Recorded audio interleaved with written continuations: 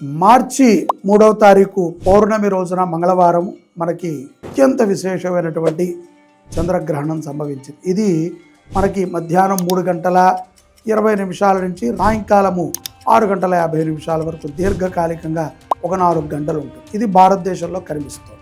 ఇది పూర్వ పల్గుని నక్షత్రములు అంటే ఉబ్బా నక్షత్రము రోజున అందున మంగళవారం రోజున ఈ గ్రహణం సంభవించింది. కాబట్టి కర్కాటక రాశి వారు, సింహరాశి వారు చాలా జాగ్రత్తగా ఉండాలి. వాళ్ళు ఈ గ్రహణాన్ని చూడకూడదు. ముఖ్యంగా మంచిగా చదువుకునేటువంటి పిల్లలకి కూడా మందబుద్ధి వస్తుంది ఈ గ్రహణాన్ని చూడటం వల్ల.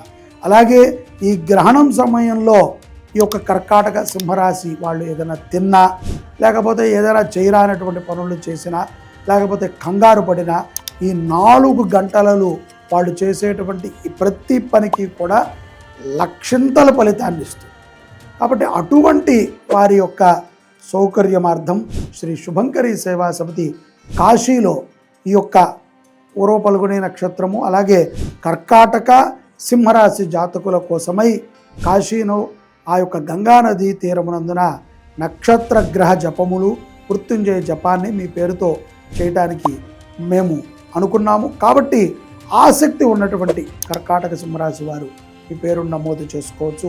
దీంట్లో మీరు పాల్గొంటే ఎన్నో సమస్యల నుంచి బయటపడతారు. ఏముందిలేండి, గ్రహణం కదా, ఇట్టే అయిపోయింది కదా, తర్వాత చూసుకుందాం అనుకోకూడదు. ఇక్కడ గ్రహణము తర్వాత నెల రోజుల్లో దీని ఎఫెక్ట్ ఉంటుంది.